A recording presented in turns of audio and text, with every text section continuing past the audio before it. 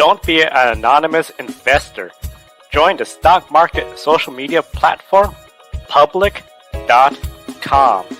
Invest any amount of money and share with friends and new friends.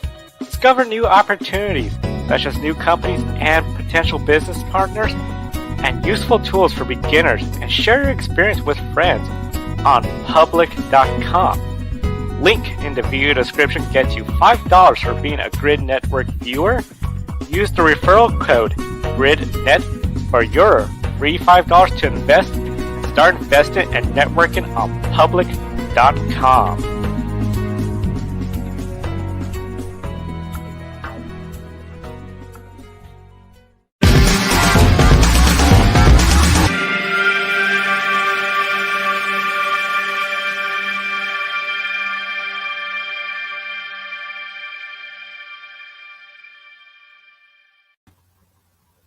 Happening now on Grid tonight, the 90th 24 Hours of Le Mans ended with another Toyota Gazoo racing victory. Joshua Burch is here to recap the event. What other storylines have people talking from the race weekend? Photo courtesy of Toyota.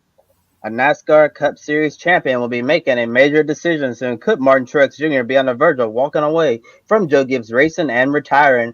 Matt White's here with your weekly Grid history and the debut of our Endurance Performance Index update. The Superstar Racing Experience returns for the second consecutive summer this Saturday night. SRX. Which driver could be the biggest threat to dethrone inaugural series champion Tony Stewart? Hello to all of our viewers watching here in the United States and around the world. Welcome to Grid Tonight, your weekly motorsports news program. I'm Kobe Lambeth from the Podium. With him as always, Adam Lemerise. I want to give a special shout out to our awesome Patreon supporters. Colin, Mark, Deshell, and Robin, thank you so much for investing in Grid Network. Link to our Patreon in the video description below. Please feel free to comment in the chat room, ask any questions, and engage in the discussion. And right quick before we get started, officially, we want to share some breaking news that dropped a little while ago before we came on the air live. Formula One announced the Australian Grand Prix will remain in Melbourne, Australia at Albert Park until at least the year 2035. So a long-term deal there for Formula One to remain in Australia, and Formula 2 and Formula 3 are going to be joining them down under next year. Now let's kick off tonight's show with Joshua Burch recapping the 24 Hours of Le Mans. So the 24 Hours of Le Mans was a few days ago. We've had a time to catch up on everything and go through all of the standings. Let's go through them class by class, car by car, as to who had the best Le Mans overall. We'll start, of course, in hypercar. Now, to begin with, the obvious domination throughout the entire 24 hours came from that of Toyota. The number 8 Toyota had pole position and took the victory. But still, brilliant from Buemi, Hartley and Hiroshima as well to get through there the entire 24 hours. And they led quite a long way as well throughout the race as well, mainly because the car finished in second place. The number 7 Toyota, Mike Conway, Kamui Kobayashi and Jose Maria Lopez. Strangely enough, in the last couple of hours when the morning light illuminated on Sunday, everybody started running into troubles, especially that of the number 7 Toyota. They were 45 seconds in the lead. The car shut down coming outside of Tete Rouge, and that meant they had to do a complete manual reset. It happened to the Toyota in free practice too on Thursday, so it wasn't that unusual. We were going to hear something about it, but still, disappointing it happened for the number 7 Toyota. They won last year, they lost out this year, so they finished in second. The two biggest shocks came from the Glickenhaus Racing, the 709 and the 708. Now the 709 car finished in third position, but had a troublesome 24 hours as well. A few technical problems kept them out there as well, and brought them into the pit lane several times, in fact, as well. They lost about 90 minutes of running, finished a total of 5 laps down. The 708 Glickenhaus as well, who was leading for a time, but then lost out in the first phase of pit stops very, very early on in that 24-hour race. They too ran into problems, ended up 10 laps down, and unfortunately for them, what genuinely looked to be a chance of winning and a shot at that 24-hour title on Wednesday when we got going was gone by Saturday evening as well. That was the gap that the Toyotas had. It was always going to be one of those two. The Alpine, though, unfortunately ran into more difficulties. In the last couple of hours, hit the wall straight on as well. Had to come back to the pit lane several times as well. But still, hitting the wall, damaging the car. They ended up 18 laps down. Not a good one for Andre Nagel, Nicolas Lapierre and Maximilian Voxaver as well. On to LMP2 then, and that was actually a closer battle than what we saw previously over the last couple of years. This time though, no lead car dropping out on the end of the lead lap. Everybody got to the end. It was the 38 Jolter who finally took the victory as well. So many years of Jolter trying to get back up to the top of motorsport in whatever category they've raced in. It was so nice to see them finally have that attitude and be back in the top frame of business. So Gonzalez, DaCosta and Stevens winning the 24 hours as well. They did a total of 369 laps as well. Good class for them.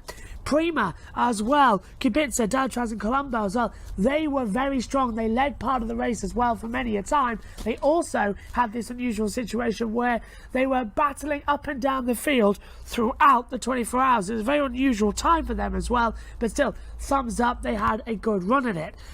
Further down, 28 Jolter ran off a nice little podium as well for the team.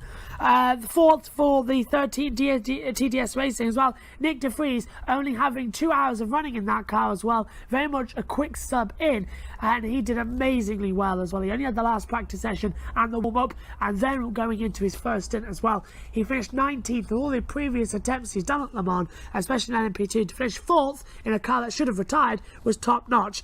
The number 5, Team Penske, was in a battle throughout the race, mainly with the number 9 as well of the Prima, but unfortunately hit trouble late on, like so many of them did once the morning came up, and unfortunately dropped down the order to 5th position. 23 United Autosports as well was in a battle with the 37 Cool Racing and the 48 IDEX Sport as well, giving us awesome entertainment in the last couple of laps. They had a trouble-free race as well, just was mainly getting through the 24 hours and getting the points needed for the overall season, of course, with Le Mans being double the points.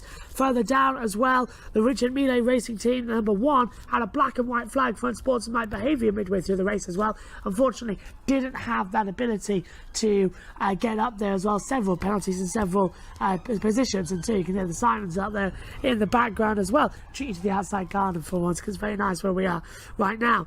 Rounding out the top 10, the 22 United Autosports team as well. WRT, the number 11, unfortunately, WRT, several problems, a blowout as well during the race. That kept them out of it as well. Paris Racing 65 got a black and white flag early on. The 34 and the 34 and 43 inter-Europol competition, 13th and 14th. Very strong performances from them in such a small team. They were up there on the podium at one point. 45 Argave Racing got put into the gravel at the start of the race, as did the 47. Right at the start, as soon as the flag fell, they got okay. Algarve finished 15th and 20th overall. Nielsen Racing 16th, real time by WRT, 17th as well. The only retirement as well from LMP2 came from the 31 WRT. That crashed, had too much damage, was out of the race as well. Now on to the most exciting battle that I always say about Le Mans as well, the LMGT Pro, the Grand Tour Endurance category for the pro drivers. We've got Porsches, Ferraris, and the Corvettes in there as well. Now, just 4 hours before the end of the race, everyone thought the Corvette was going to win. They were running 1 and 2, the 64 heading the 63. And then drama. The 64 ending up in the wall. The 63 back in the pit lane with the mechanical. Both cars out the race within 4 hours to go. A heartbreak as well. Corvette wants to win what will be their last ever appearance at Le Mans as well in the GT Pro category. Whether they'll appear in a GT3 remains to be seen. They're not currently being allowed, but still very disappointing. They were the 2 retirements as well, completing 260 for the 64, and for the 63 car, 214 laps as well. That all meant that it became a Porsche Ferrari battle for the GT LME Pro battle as well, and it was fantastic. The number 91 Porsche taking the last ever class win for the Pro category as well, possibly its last win as well in Le Mans, as they're going off to focus now on Formula 1 as a factory team for 2026. AF Corsa 51 and 52 was second and third. 92 Porsche could have won the race, had a blowout down into 4th position, and the 74 Riley Motorsport completely out the top 5. Last category then, the GTE-AM class will start with the retirements. The 60 Iron Lynx was officially disqualified from the race, didn't make it past 90% distance and got kicked out of it as a non-classified. Only two retirements, as a double check. No, 4 retirements in the AM category. The Team Project one for as well. The 56 retired. Inception Racing had the car fail. The driver had to get out. The electronics failed. The engine died as well. So no chance of that happening again. The 71 Spirit of Race hit the wall. The 777 Station Racing hit the wall. The Team Project one also crashed out during the F2 sprint. So in the Saturday morning. That completed just 77 laps in total. Victory, though, in the LMGTE AM category, the amateur drivers, that went to the 33 Ferrari TF Sport as well. Ben Keating taking the wheel away, Chavez and Michael Sorensen taking the victory there. 79 WeatherTech Raceway did incredibly well throughout the race, led most of it, but in the final phase was too slow in the pit stop. The final safety car as well, the only safety car we had in this race, didn't work out for them, and the 33 was able to jump them as well. 3rd position on the podium was the 98 Northwest AMR. Further down, the 86 GR Racing. The 88 Dempsey Proton Racing did incredibly well. Could only do 5th, but still, good job for the team. 54 AF Corsa. The 85, the Iron Dames, the all-female team, finished 7th overall. The best of the Iron teams as well, so brilliant job there. 21 and 61 AF Corsas with 8th and 9th. Further down, the number 10 the 10th overall, the 55 Spinner Racing, 99 High Point Motorsport, the Kessel Racing, named after the Kessel one in Star Wars, was 12th fastest as well. Iron Lynx was down in 13th place, the number 80. 14th for the 77 Dempsey Proton Racing. 66 JMW Motorsport was 15th. 16th for the 93 Proton Competition. And the 17th, the 75 Iron Lynx as well. Top 3 then, and overall race winners. Hypercar went as well, as I said, to the number 8 Toyota, LMP2 to the 38 Jolter, GT Pro to the 91 Porsche, and GTE AM to the 33 TF Sport. That's a roundup then of what happened during the Le Mans 24 Hour, the 90th running. Next year we return, the 100th anniversary of Le Mans. Of course, we didn't have races during the war and several other cancellations as well, but next year there's a big celebration as we hit the centenary. Thank you, Josh. Now, we'll look at 2 major stories that emerged over the Le Mans race weekend. First, General Motors unveiled its new prototype, the Cadillac LMDh. They're calling it the Project GTP Hypercar, which will begin on-track testing this summer ahead of the race debut in 2023. In the Rolex 24 Daytona, Chip Ganassi Racing and Action Express Racing are the factory teams who will field the cars, along with continuing to race for overall victories in IMSA. Cadillac will also have a presence in the FA World Endurance Championship and compete in the 24 Hours of Le Mans next year alongside the likes of Toyota, Peugeot, and Porsche. Cadillac will look to continue their success since entering the DPI ranks in 2017. Lots of race victories and championships with their current Cadillac DPI VR. The manufacturer won the DPI title in 2017, 2018, and 2021. 4 consecutive Rolex 24s and Michelin Endurance Cups from 2017 through 2020. Now they're hungry for more and might be the only factory presence at Le Mans moving forward for GM, with the future of Corvette racing in France unclear. Photos courtesy of Cadillac Racing. Adam, what do you think of the Cadillac LMDh? Well, Kobe, I can say it looks elegant. It looks great. I can't wait to see how everything goes at the 2023 Rolex 24 Hours of Daytona. We are entering a golden age of sports car racing with all these new cars coming up in the hypercar category. It's going to be next year's 24 Hours of Le Mans and 24 Hours of Daytona are going to be some of the best sports car races in the world. And with Chip Ganassi Racing and Action Express racing those Cadillacs, oh boy, it's going to be a real battle out there in the IMSA WeatherTech Sports Car Series going forward.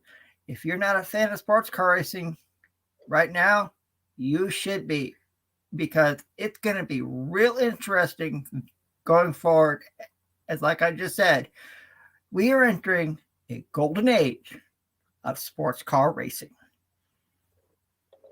For sure, we're certainly entering a golden age for sports car racing. It's going to be a great time to get invested in sports car racing. I know we sound really repetitive, but it's true. I know we've been talking about this being a golden age of sports car racing for on many of our Grid Network programs. But we have Cadillac, Toyota, Peugeot, and we're gonna have Lamborghini, Ferrari coming on later on, in Porsche as well. It's just a really exciting time to be invested in sports car racing. It's going to be very competitive, and this might be one of the greatest times that sports car racing has seen in a very long time. Probably for the first time since we had that golden era in IMSA when we had the GTP category. A lot of people like to reminisce about the GTP times, and IMSA obviously sees the great potential of their LMDh platform. So that's exactly why they're going to be calling a new class GTP, bringing back that name that a lot of fans in the past remember and really enjoyed. And Cadillac, I'm pretty sure they're going to show up to the Rolex 24 Daytona and be competitive right out of the box, just like they were with their Cadillac DPI. VR Action Express Racing, Chip Ganassi Racing, they're going to be testing the car for the very first time in the next several weeks or so. And it's going to be interesting to see how that testing program goes. I know Team Penske has been testing its Porsche in Europe, and they're testing program in the United States is set to begin soon as well. So the later we get into the summer, into the fall, testing program is gonna really ramp up as we get ready for the off season test at Daytona. Then we'll have the Roar Before the 24, and before you know it, January 2023 is gonna be here, and it'll be time to kick off the racing season again with the Rolex 24 at Daytona, and Cadillac's gonna be fighting for that overall win on the high banks of Daytona. The ACO made the future of GT racing at Le Mans very clear, and it doesn't involve the factory back all pro driver lineups we've seen over the years. This year's 24 Hours of Le Mans, as Josh mentioned, was the final time we'll see GTE Pro. Next year, we'll have only GTM along with the Hypercar and LMP2 classes, but in 2024, GT spec cars, as you can see on the screen with the two GTE Porsches, will become obsolete and they'll be replaced by GT3 cars with Pro-Am driver lineups, all pro lineups, and factory teams won't be allowed. So Corvette racing in its current form, they won't be able to compete at Le Mans, but the Corvette could enter a Corvette C8R as a privateer for one of the customers in GTM if they choose. Also, here's the catch. All GT3 manufacturers will be required to run a special, what they're calling GT3 Premium Aero Kit specific to WC trim, which can be easily reversed to meet the traditional FIA GT3 standards, photo courtesy of Porsche Motorsport. Adam, does it seem like the ACO is making this move to put more of a focus on the hypercar class? And do you think they're making a mistake with their future plans for GT racing at Le Mans? Oh, Kobe, the ACO is making a huge mistake regarding the future of GT racing. It's not going to be the same without the Chevy Corvettes at Le Mans like we've known this year and in previous years. I mentioned it last week. To me, Chevy, Corvette racing, and Le Mans, they go together, and it's going to be sad. And so I think what the ACO should do is look at what IMSA is doing with GTD Pro and go from there. The GTD Pro class is a really good class over here in the United States, and IMSA has done a really good job with it. So what the ACO is doing is a huge mistake regarding the future of GT racing at the 24 Hours of Le Mans. I totally agree with you, Adam. I think it's a big mistake, and you brought up the fact GTD Pro is working out perfectly fine in them, so you can still have all GT3 spec machinery, but the only difference being all pro driver lineups. I know the Rolex 24, the very first race of GTD Pro.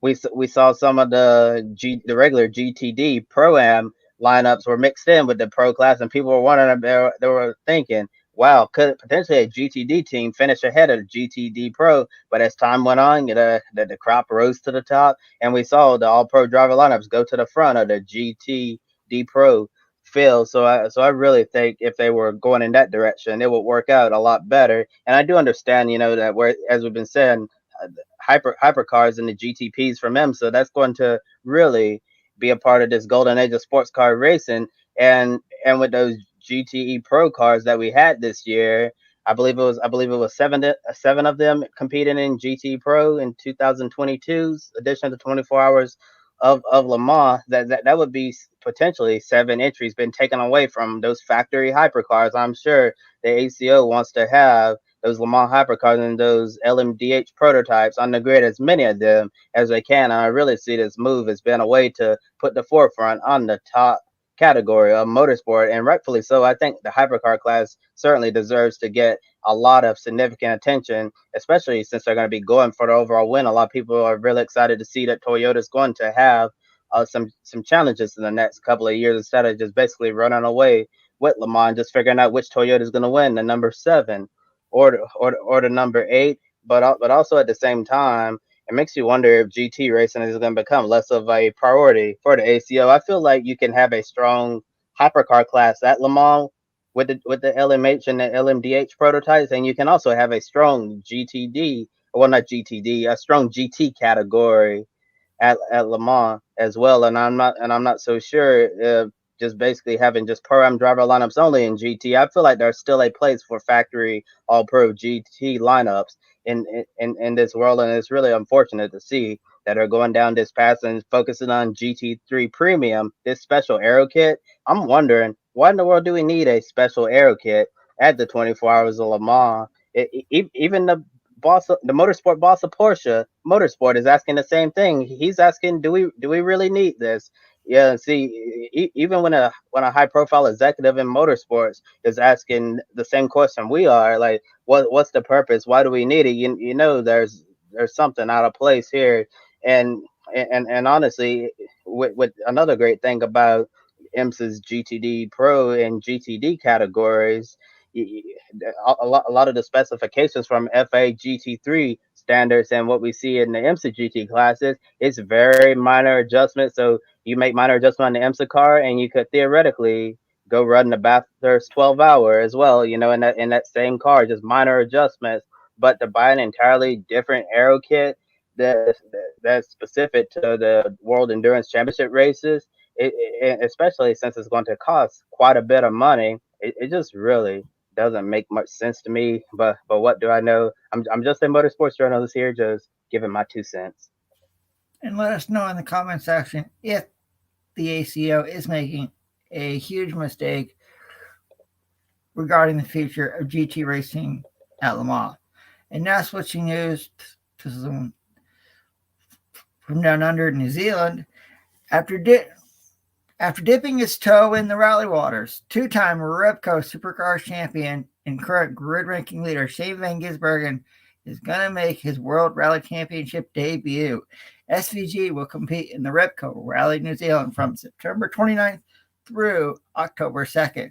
He'll compete in the WRC2 category, driving the same Skoda Fabia R5 he ran in his official rally debut in the Australian Rally Championship, in which he had a podium finish. SVG's car will be prepared by a Perth-based team called Race Torque, and Glenn Weston will be his co-driver. When the time comes, Grid Network will follow Van Gisbergen's WRC race in New Zealand, and we'll see how he stacks up against the best of the best in rallying competition. And next, here's Kobe with some news about a current NASCAR Cup Series driver from Joe Gibbs Racing. Lately, the future of Martin Truex Jr. has been up in the air, not knowing if he'll be back with Joe Gibbs Racing in 2023. After bringing this up at Gateway, Fox Sports' Chris Myers asked him about this at Sonoma. Truex said he's getting closer to making a decision, but mentioned he's had a great career, had a lot of fun racing, and felt fortunate enough to come across a lot of wonderful people throughout his NASCAR Cup Series career. This comes at a time when we have no idea if Gibbs will find sponsorship to keep Kyle Busch in a number 18 Toyota, and now there's questions about the number 19 Toyota and its future. Photo taken by Logan Riley from Getty Images.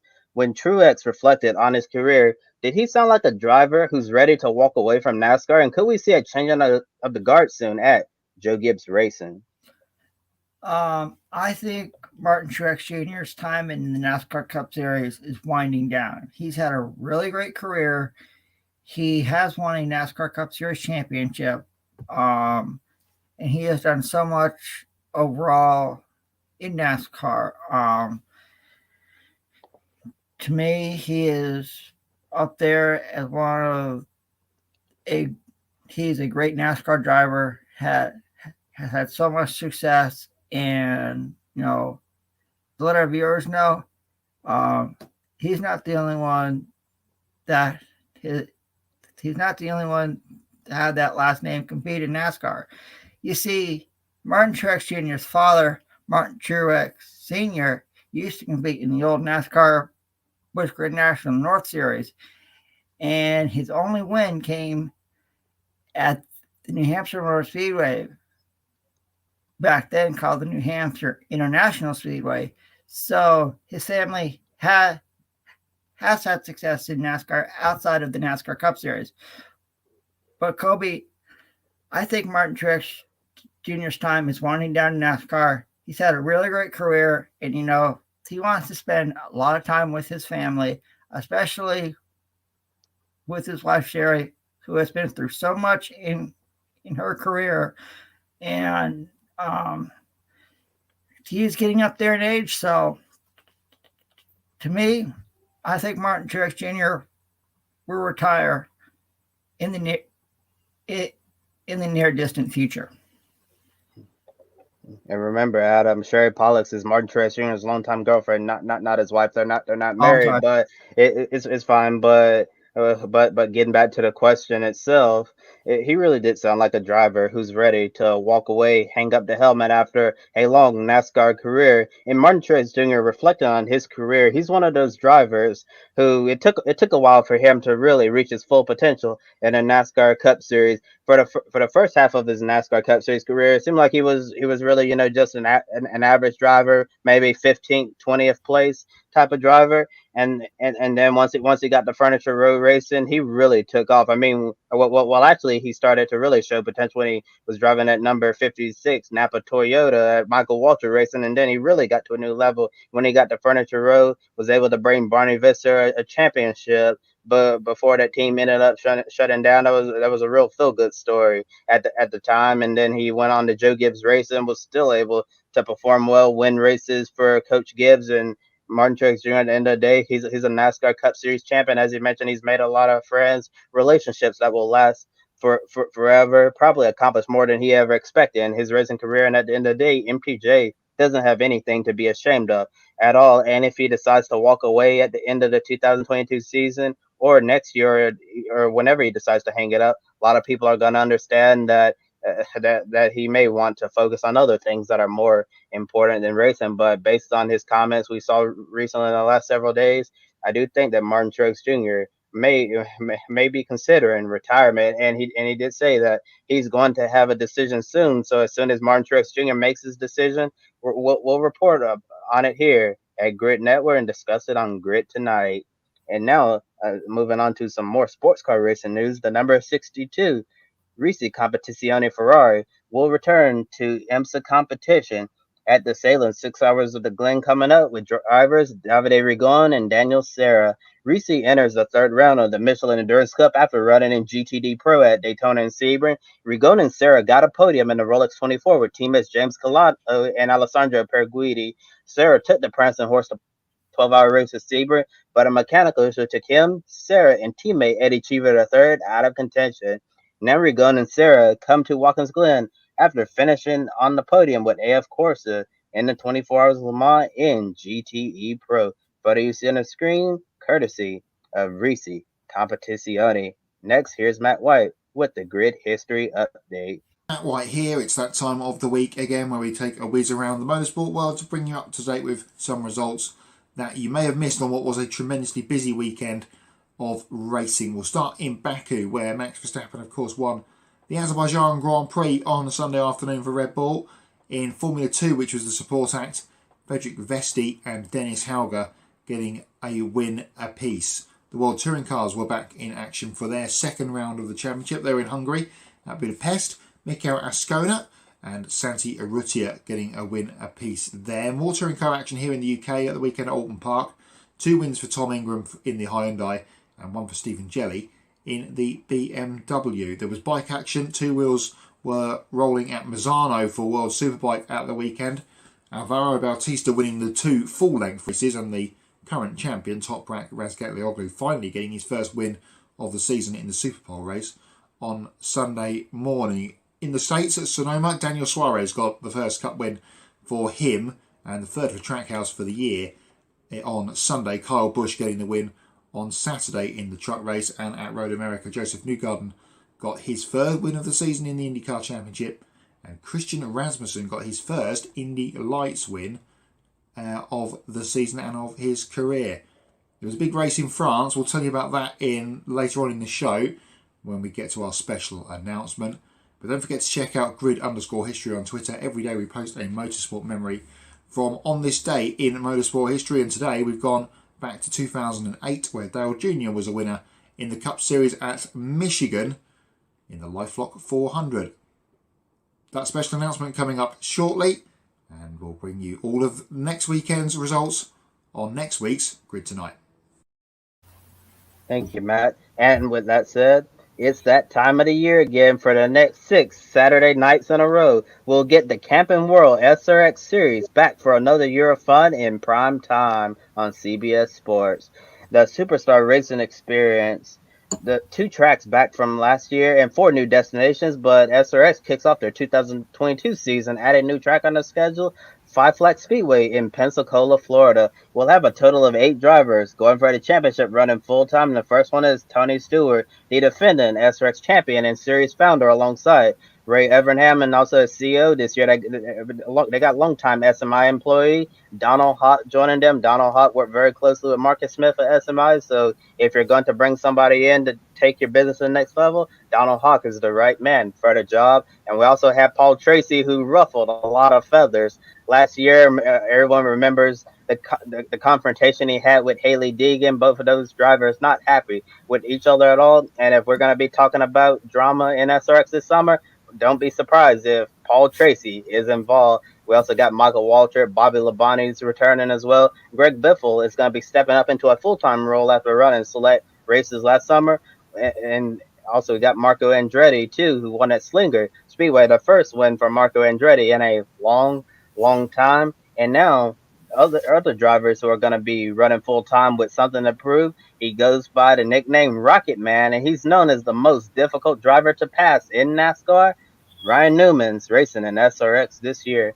After Roush Fenway Racing became RFK Racing, with Brad Keselowski taking over the number 6 Ford Mustang, Newman was left without a ride in the NASCAR Cup Series. A longtime veteran of the sport, 2008 Daytona 500 winner, 18 Cup wins, the 44-year-old from Indiana, the Hoosier State, trying to show us he still has a lot left in the tank.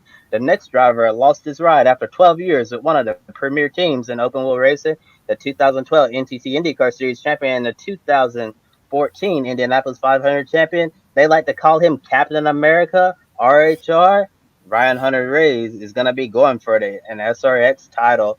Hunter-Reay lost his seat to Roman Grosjean at Andretti Autosport, and now he's mentoring IndyCar rookie Callum Ilott while working with Chip Ganassi Racing sports car program as a test and reserve driver. And RHR is going to be really key as Cadillac goes testing with their new LMDh car. RHR is going to be handling those testing duties, and he's entering SRX ready to show that he still deserves to be racing full-time, and one of those drivers who should be able to go out on his own terms. And all photos you're going to see during our SRX segment, courtesy of the series. Adam, could a strong 6-week run in SRX help these two veterans of NASCAR and IndyCar, Ryan Newman and Ryan Hunter-Reay, potentially return to their respective series, maybe not on a full-time basis again, but possibly part-time in competitive equipment. Absolutely, Kobe. You know, it's funny to see Ryan Newman not in NASCAR after everything he's accomplished in his career, and the same goes for Ryan Hunter-Reay over at IndyCar. If I was a new team in either series and looking for a very competitive driver, I would go after these two because they know how to get it done. Ryan Newman he's a Daytona 500 champion and he's not in NASCAR right now. That's kind of a sad thing, you know, especially with all of his fans that he's had in NASCAR for a long time. And the same goes for Ryan Hunter-Reay over at IndyCar. Both of them deserve to be on the grid in their respective series. So hopefully one day we can see the Rocket Man in RHR back on the NASCAR Cup Series grid and the NTT IndyCar Series grid. Yeah, and Adam, I have a feeling we haven't seen the last of Ryan Newman in NASCAR, and I also have a feeling we haven't seen the last of Ryan Hunter-Reay in the NTT IndyCar Series as well. And as you mentioned, it's really, considering all these drivers have accomplished in their career, it's surprising that nobody has picked them up yet. I understand Ryan Hunter-Reay has had some opportunities out there to run in IndyCar races, but Ryan Hunter-Reay, been a veteran of the sport, he knows his worth. He knows that he just doesn't want to be a part of an IndyCar race just to be a part of it, just riding around in competitive equipment. Hunter-Reay wants to be in something competitive where he can go out there and fight on the racetrack. I think for next year, his main priority is being in a competitive ride for the Indianapolis 500. And since he has ties with Chip Ganassi Racing, we don't know what the Ganassi lineup is going to look like next year. Maybe they'll run a fifth car again, and Ryan Hunter-Reay could potentially be a part of that lineup, or maybe another competitive team will be willing to put RHR in their car if they're able to put the sponsorship deal together. So at the very least, I think potentially another Indianapolis 500 run, 2 or 3,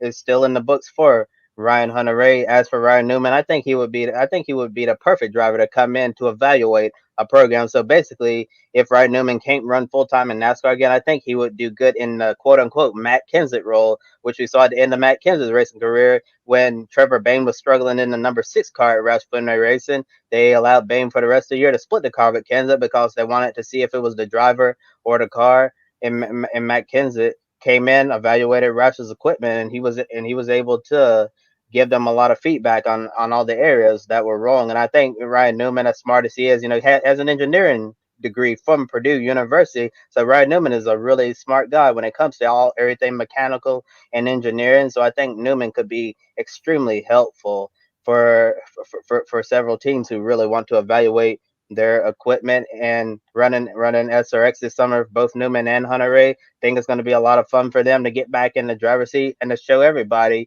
we still belong. We're still competitive. We can still get the job done, and we're going to show you every Saturday night in SRX. And we have a comment in the chat room by Humperdeeds saying, sadly, I don't think SRX will help them get back to their respective series. I think it's a novelty series, and teams are looking for more substantial results from more established series. Thank you for sharing that comment, Humperdeed. And last year, it was really interesting because Doug Kobe, when he won at Stafford Motor Speedway last year, the very first race in SRX history, Doug Kobe, has accomplished so many things on the NASCAR Whelen Modified Tour, one of the best there is in the country in that discipline of racing. He won the SRX race, and then guess what happened shortly after that? He got the call to race for GMS at Bristol Motor Speedway, made his NASCAR Camping World Truck Series debut in Ernie Francis Jr.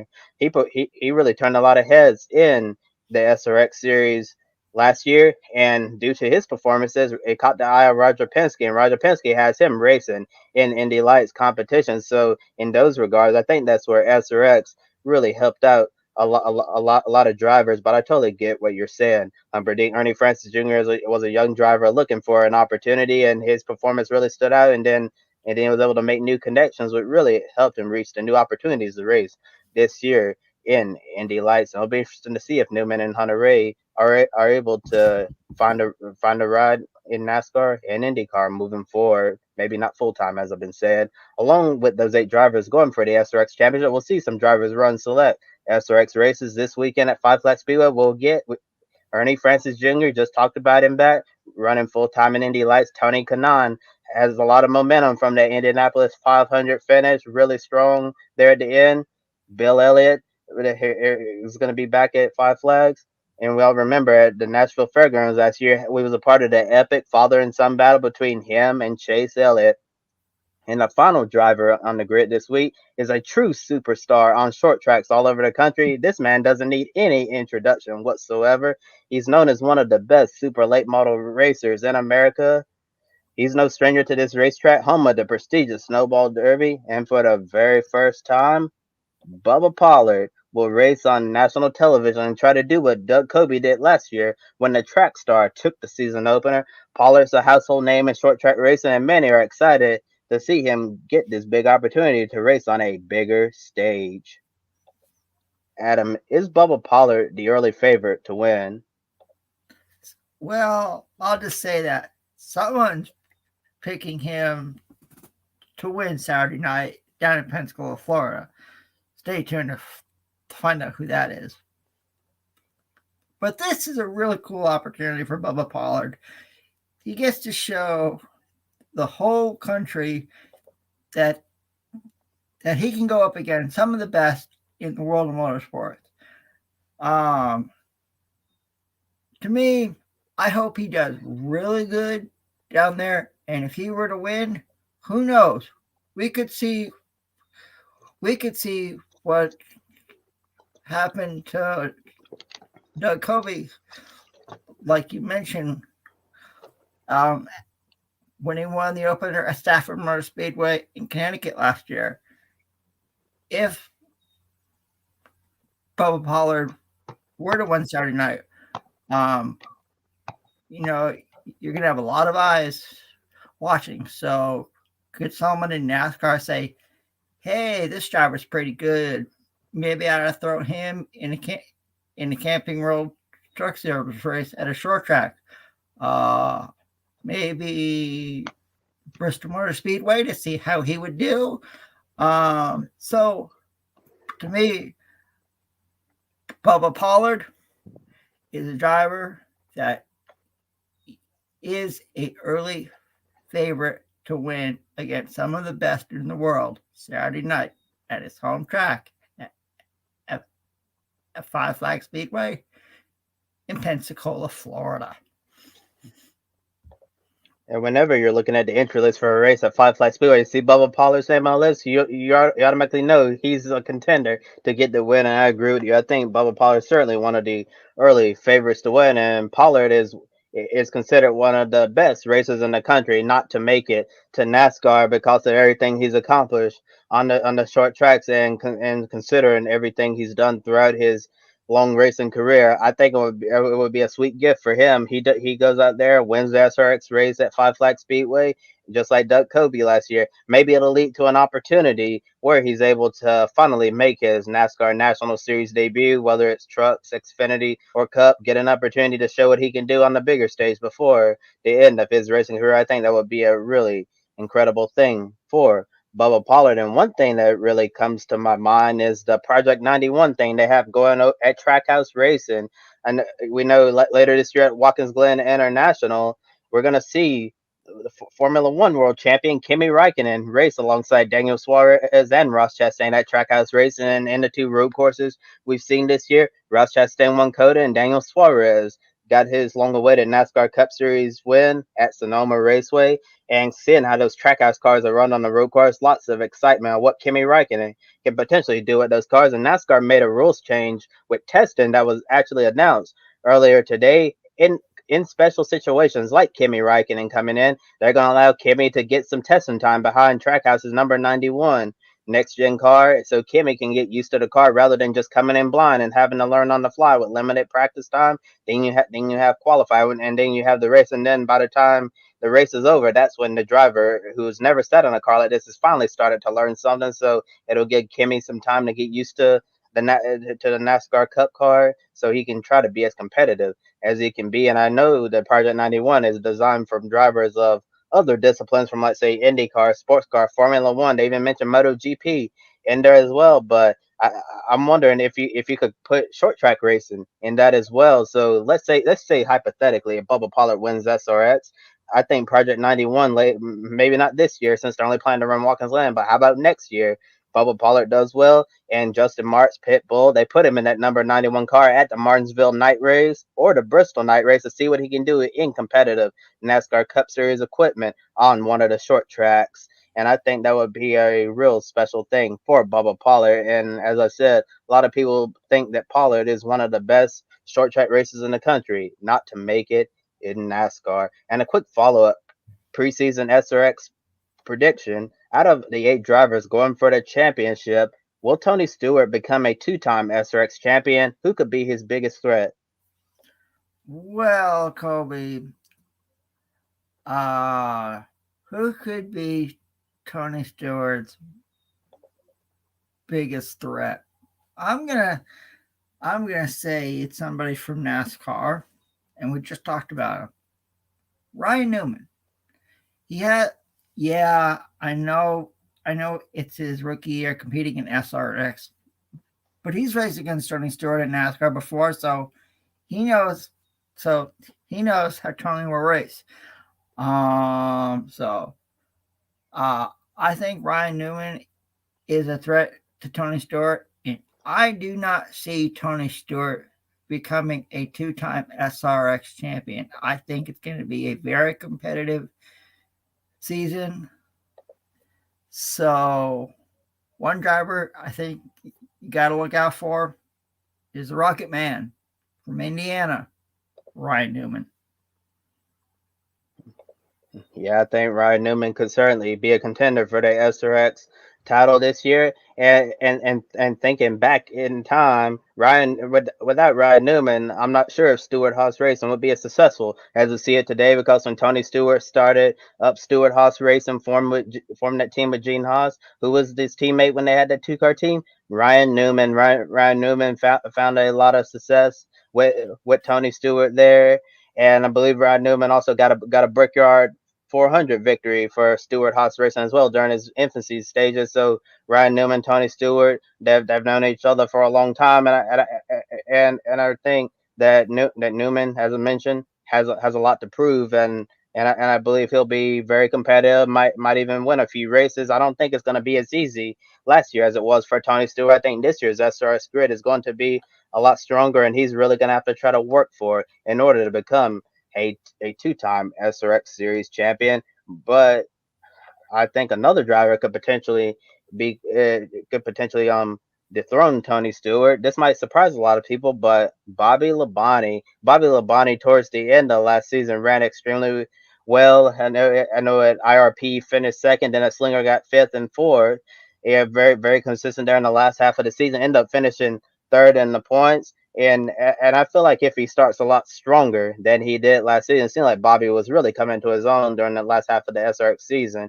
If Bobby Labonte is able to be consistent, try to get a win, it showed that consistent performance that we saw last year towards the end, and to start that way and finish that way, I think potentially we could see Bobby Labonte take the fight to Tony Stewart and try to become an SRX champion. Tony's definitely going to have a tough fight in his hand to try to win 2 SRX titles back to back. And Tony Stewart and Bobby Labonte were teammates at Joe Gibbs Racing back in the day. And they had some very good battles in NASCAR. So I think I got to agree with you, Kobe. I think one driver you have to look out for is Bobby Labonte. He's competing in the Smart Modified Tour right now, so Bobby Labonte is one driver that you'll have to look out for as well. And now switching over to some more sports car news on this hot Wednesday night here in North Carolina. After a strong showing in the Mobile One 12 Hours of Sebring, a special father and son duo will return at the Salem 6 Hours of the Glen. That's right, fans. Dragon Speed's number 81 LMP2 car. We will see Juan Pablo Montoya, Sebastian Montoya team up again with Henrik Hedman at Sebring. Young Sebastian set a blistering pace and was one of the quickest guys on track at the time in LMP2 during his opening stint. Unfortunately, the race came to an end early when his father, Juan Pablo, was involved in a crash.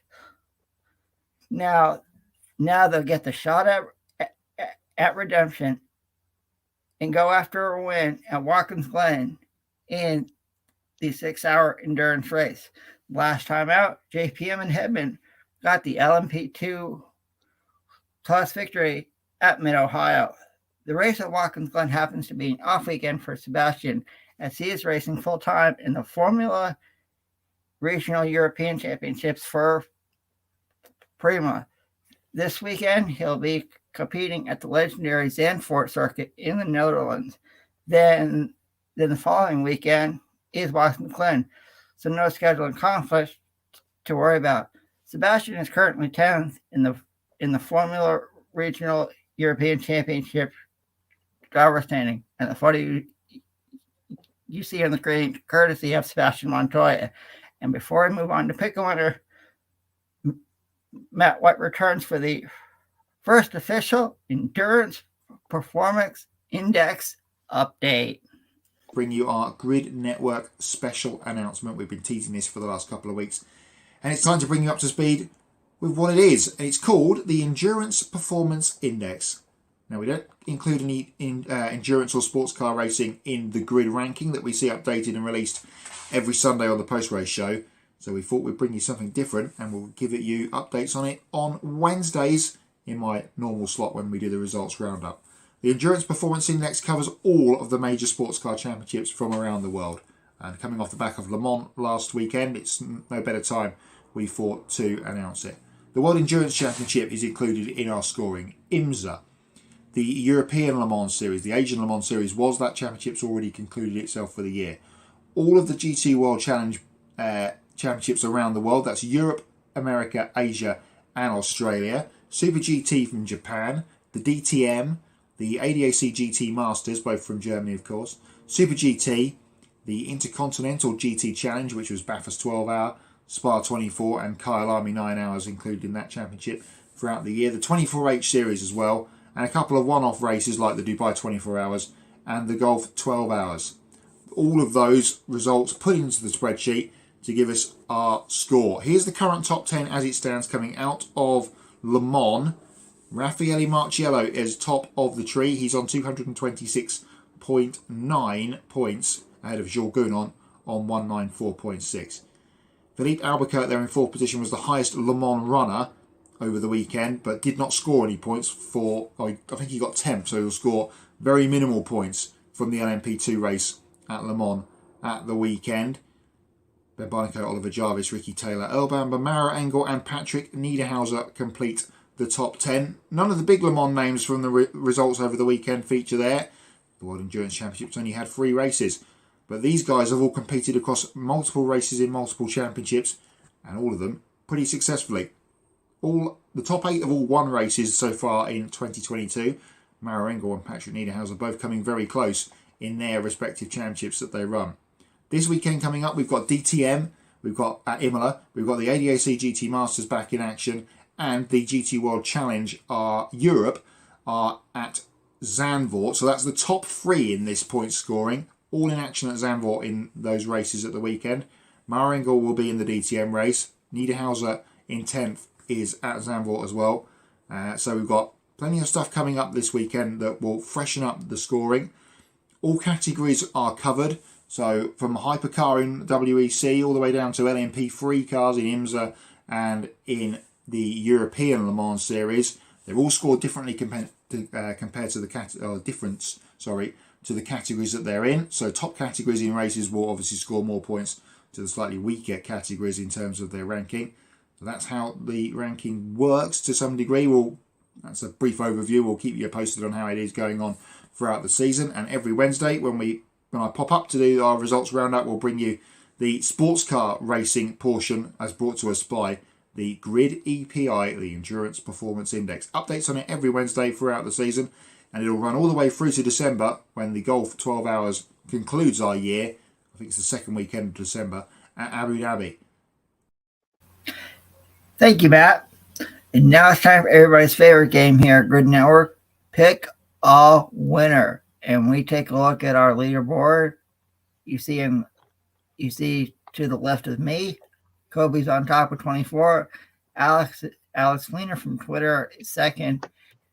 Myself and Joe are tied for third. And our colleague Ben Schneider is in fifth position. So first up, the Repco Supercar Championship is officially back. They are at the legendary Hidden Valley Raceway in Darwin, which is located in the Northern Territory of Australia. And it's a very special weekend because it's the Indigenous round because of the Indigenous people that live there. So if you watch these races, you'll see the cars having different paint schemes on them. That's because of the Indigenous people. So with that being said, all right, Kobe, who wins race 1 at Hidden Valley Raceway in Darwin? I know he's going to be tired from running the 24 hours of Le Mans. I know he's going to be jet lagged flying all the way back from France back to Australia, but I don't think it's going to be an issue. I think Shane Van Gisbergen is going to keep the good time rolling and get it done in Darwin. And I have to agree with you, Kobe. I think SVG does get it done in race 1 at Hidden Valley Raceway in Darwin, Northern Territory. And now, we just previewed it. The SRX Series returns Saturday night for its first race of the 2022 season at historic Five Flags Speedway in Pensacola, Florida. All right, Kobe, does Bubba Pollard do what Doug Kobe did last year at the season opener in Stafford, Connecticut, and win against some of the best drivers in the world? Well, Adam, I don't want to be the person to make the same mistake twice. Last year, I think everyone just about went with Doug Kobe, and I went with someone else. I can't remember who, probably Tony Stewart. But the reason why I didn't choose Doug Kobe, I said a lot of these drivers have more experience in these type of race cars, while Doug Kobe's just been on a modified for most of his racing career. So I said that Doug Kobe probably wouldn't be able to get it done for that very reason. And then Doug Kobe goes out and dominates the SRX race. I'm not going to make the same mistake twice. I think the winner at Five Flags Speedway is going to be one of the best short track races in the country. Bubba Pollard is going to get it done in prime time. And for anyone who doesn't know who Bubba Pollard is now, they will after the checker flag flies at Five Flags Speedway in Pensacola, Florida. I said someone's going to pick Bubba Pollard, and it's not just Kobe.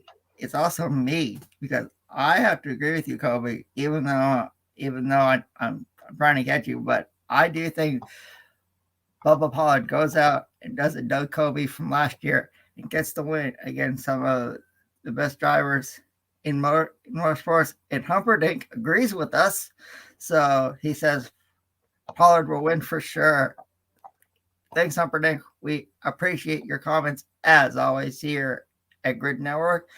And now I'll throw it back over to my colleague Kobe Lambeth as we wrap up another edition of Grid Tonight for this hot and steamy Wednesday. Too hot and steamy, Adam, for my liking. I don't like this weather at all. I can't wait for it to get a little bit cooler, and unfortunately, it doesn't look like that's going to be happening anytime soon. And that's it for another episode of Grid Tonight. Please be sure to like and subscribe to Grid Network here on YouTube. You can follow us on Facebook, Twitter, Instagram, and TikTok. We encourage you to take 5 minutes after our show and consider joining our Patreon investing grid network to keep us on the air well into the future. Do you want to buy me a coffee? Click the link in the video description below and you can buy a drink for your favorite on-air talent here at Grid Network. I want to give a big thank you to Edward Hunter from Formerly Zone, Amber, and Zachary for buying us one. We greatly appreciate it. Any amount will help us continue growing our motorsports media outlet. And now that I think about it, maybe you don't want to buy us a coffee right now because that would make us just even hotter. How about we change it to buy me a lemonade? That would certainly be a lot better. So I definitely want to protest to the people who buy me a coffee during the summertime. You need to change it to buy me a lemonade because it would really help me deal with this heat right now we're experiencing in North Carolina. And visit public.com, also known as the stock market social media home. The link below in referral code gives you $5 to invest immediately. Public.com allows you to connect with your friends. You can make new friends and use tools to learn how to properly invest in the stock market. And that referral code is GRIDnet. And looking at the schedule for this week, Thursday got a brand new episode of Women in Motorsports. Julia Landauer going to be making her Xfinity Series debut in New Hampshire and Loudon. Really, that's a great opportunity for her. She's been working so hard to make this happen for a very long time, even go as far to racing the NASCAR Penny Series and across the pond in the NASCAR Wheeling Euro Series. And be sure to hear more about Julia Landauer's new Xfinity adventure with Alpha Prime Racing on Women in Motorsports. And then Saturday, back on the air, Grid Live pre-race at noon Eastern. Then Sunday, Grid Live wrap-up 90 minutes after the Formula One Canadian Grand Prix in Montreal at Circuit Gilles Villeneuve. For Adam Lemerise, I'm Kobe Lambeth from the Podium Finish. Thank you for watching, and we'll see you next time. Don't be an anonymous investor.